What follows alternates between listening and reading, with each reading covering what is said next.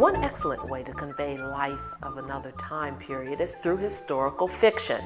There are many out there that describe the lives of slaves, but there is only one that was written right here in our county about a local girl.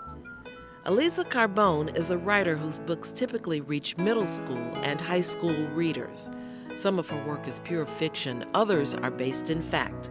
One such book is rooted right here in Montgomery County, telling the story of Ann Maria Weems, a 13-year-old slave who takes the Underground Railroad to Canada. Ann Maria began her life here in Unity, Maryland. She was the property of Charles Price, who owned this house. Back then, Mr. Price farmed tobacco and ran a tavern. Ann Maria lived with her family in a slave cabin in the back. Their living conditions were that Ann lived with her mother and father and brothers and sister, and the downstairs would have been a dirt floor and a big open fireplace where the mother would cook. And then the upstairs makes it sound like, oh, you get to go upstairs to the bedrooms, but really it was a ladder leading up to the attic. And the children would have been sleeping just on the wood. The parents would have been sleeping just on a pile of rags on the dirt floor. This cemetery, only 3 miles away, may have figured prominently in Ann's young life. Today, it is identified as Howard Chapel Cemetery from 1862. But back then, as this passage from the book indicates, it may have served as a place of worship. Church wasn't a building. The law said black folks weren't allowed to have a church meeting without a white person to oversee everything. So church was a clearing in the woods near the slave cemetery, where tall trees protected them from sun and gentle rain. It was aunts and uncles and friends come from the neighboring farms. If anyone were to discover them, it just looked like a picnic. Ann Maria's father, John Weems, was a free man. As such, he was afforded small freedoms unavailable to the rest of his family. He was able to reach members of the Vigilance Committee looking for help to buy freedom for his loved ones. Her owner, Charles Price, accepted money for her mother. He was willing to sell her.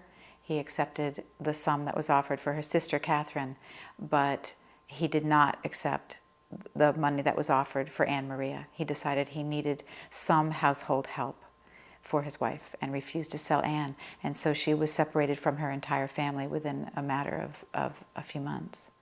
At the same time, the Price family, experiencing losses in tobacco farming, moved from Unity to Rockville, Maryland.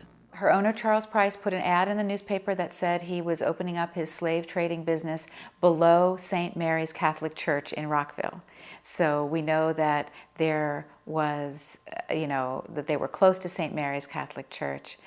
Her life was very different in that instead of living with her mother and father and siblings, she was on her own, living in the kitchen, and she was now forced to do a lot of the work that she used to just help her mother with. While in Rockville, Ann Maria could have visited sites that still exist today.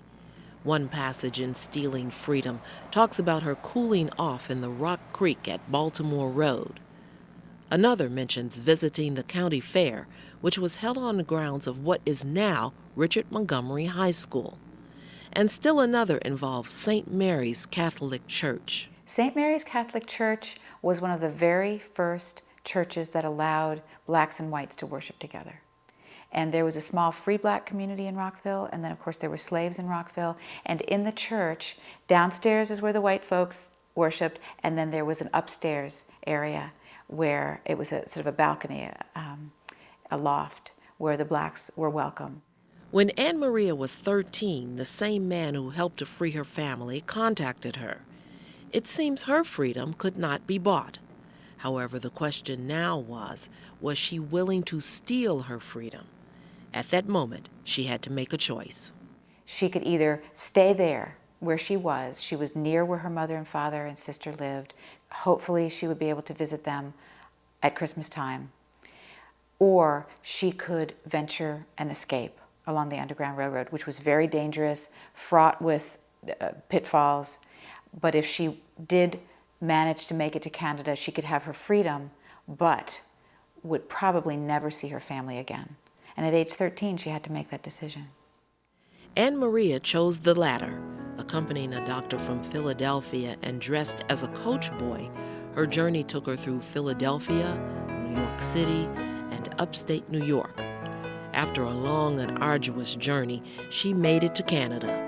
To follow her entire amazing escape from Rockville, read Stealing Freedom by Elisa Carbone. It's available at local libraries.